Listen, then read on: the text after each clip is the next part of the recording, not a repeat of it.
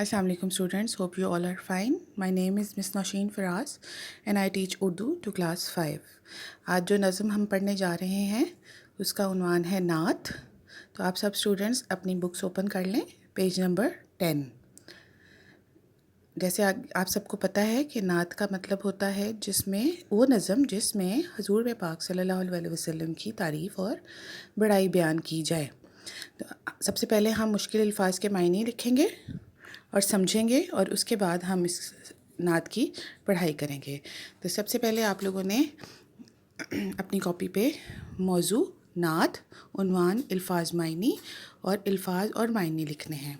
ठीक है, डेट और डे आपने मेंशन ज़रूर करनी है। तो सबसे पहला वर्ड है बेकसों। बेकसों का मतलब होता है जिनका कोई ना हो, मतलब कि जिनके पास कोई हेल्प ना हो, मदद ना हो। दूसरा वर्ड है दस्तगीरी, इसका मतलब है मदद। तीसरा वर्ड है तफसीर, तशरी, जो हम अब इस नज़म की भी करेंगे नात की, उसको कहते हैं तफसीर, तशरी। जाड़ा, सर्दी। खुल्क, इखलाक।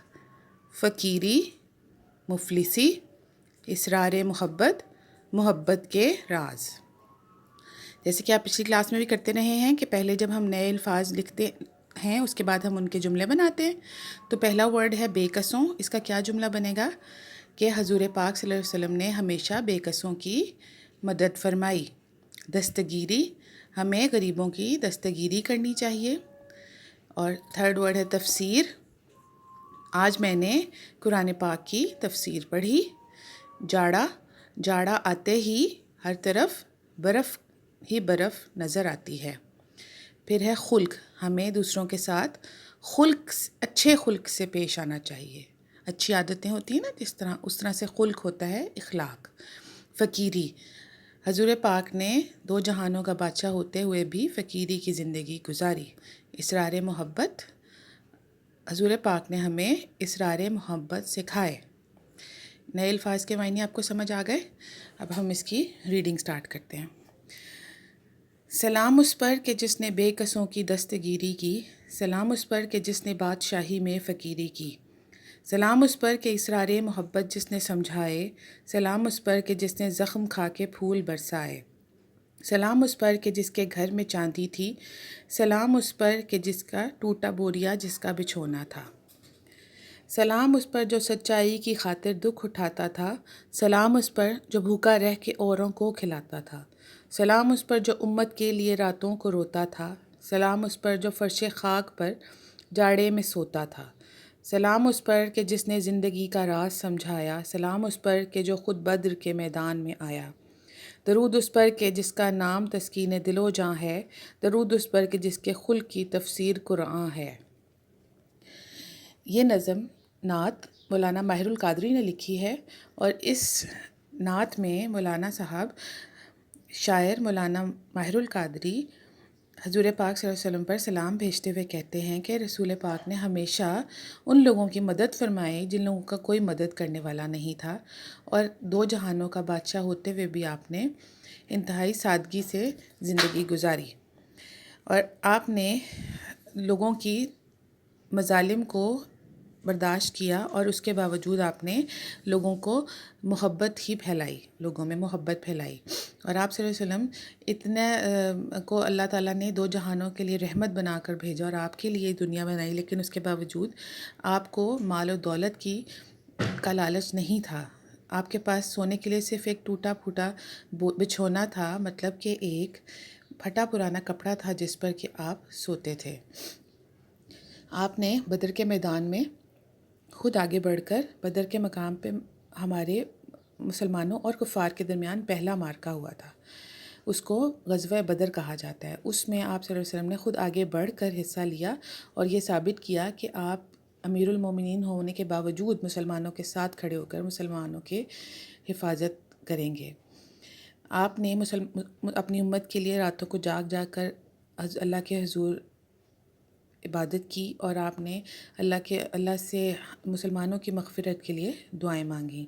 तो शायर हुज़ूर सल्लल्लाहु अलैहि वसल्लम पर दरूद भेजते हुए कहते हैं कि आपका नाम लेते ही हमारे दिलों को सुकून मिलता है اور ہم حضور پاک کو جب دیکھتے ہیں تو آپ کی حدیث اور آپ کا کردار مکمل تفسیر ہے قرآن پاک کی. مطلب یہ کہ جو اللہ تعالیٰ نے آیات نازل فرمائیں ان کو پڑھنا اور حضور پاک کی کردار کو دیکھنا، حضور پاک کی باتوں کو سننا ایک ہی بات ہے. امید ہے کہ آپ کو اس نعت کی سمجھ آ گئی ہوگی، اس کی تشریح کی. تو اب ہم اس کے مشقی سوالات کی طرف چلتے ہیں. تو جو پہلا سوال ہم نے کرنا وہ ہے نظم کے پہلے اور آخری شعر کی تشریح مع حوالہ شاعر کیجیے. پہلا شعر ہے سلام اس پر کہ جس نے بے کسوں کی دستگیری کی، سلام اس پر کہ جس نے بادشاہی میں فقیری کی.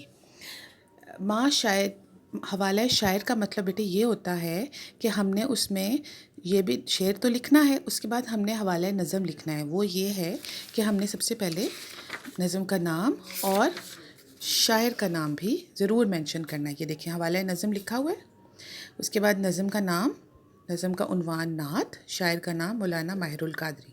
تو پہلا شعر ہے سلام اس پر کہ جس نے بے کسوں کی دستگیری کی، سلام اس پر کہ جس نے بادشاہی میں فقیری کی.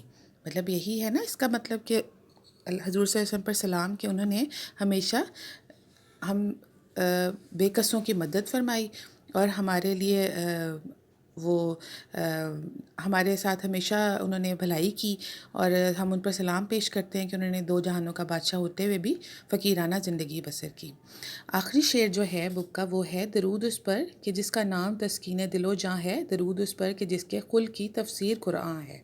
اس کو بھی آپ نے اسی طرح سے پہلے شعر لکھنا ہے، اس کے بعد حوالہ نظم، نظم کا عنوان، شاعر کا نام، اور اس کے بعد اس کی تشریح کرنی ہے.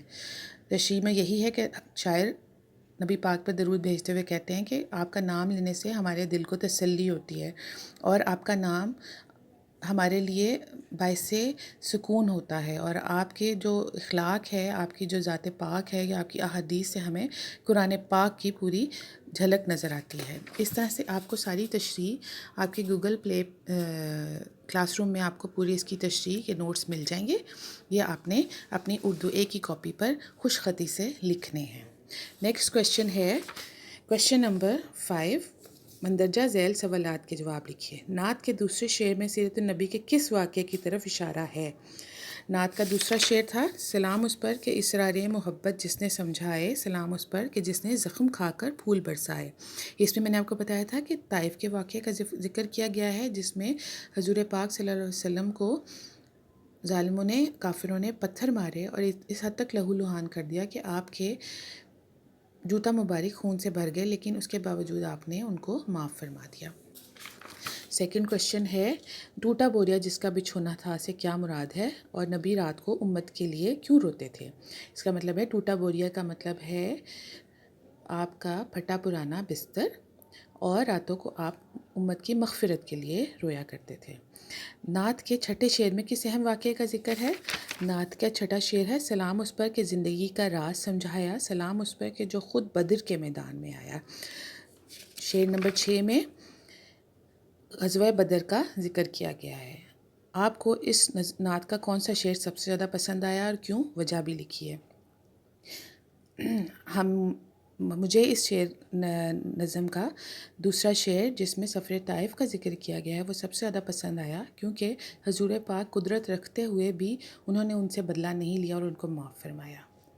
ٹھیک ہے، یہ آپ کا سوال نمبر 5 کمپلیٹ ہو گیا. اس کے 4 پارٹس ہیں. اس کے بعد سوال نمبر 6 ہے اس نعت کا مرکزی خیال تحریر کریں. مرکزی خیال آپ کو پتہ ہے نا وہ کیا ہوتا ہے کہ وہ جو کچھ ہم نے اس پوری نعت میں پڑھا ہے اس کا ہم نے ایک چھوٹا سا پوائنٹ، مطلب اس کا مرکزی خیال کا مطلب ہوتا ہے مین اس کا کیا آئیڈیا کیا تھا اس میں. تو اس کا یہی ہے نا کہ نعت پڑھ رہے ہیں اور اس میں ہم ضرور حضور پاک پر درود بھیج رہے ہیں اور ان کی تعریف بیان کر رہے ہیں اور ان کو سلام پیش کر رہے ہیں کہ انہوں نے پوری دنیا کے لیے رحمت بنا کر بھیجے گئے. میں امید کرتی ہوں کہ آپ کو آج کا لیسن سمجھ آیا ہوگا، اور انشاءاللہ ہم آگے بھی ان ٹچ رہیں گے، اور آپ سب بھی اپنے گھروں میں سیف رہیں. Stay safe, stay home, stay safe. اللہ حافظ.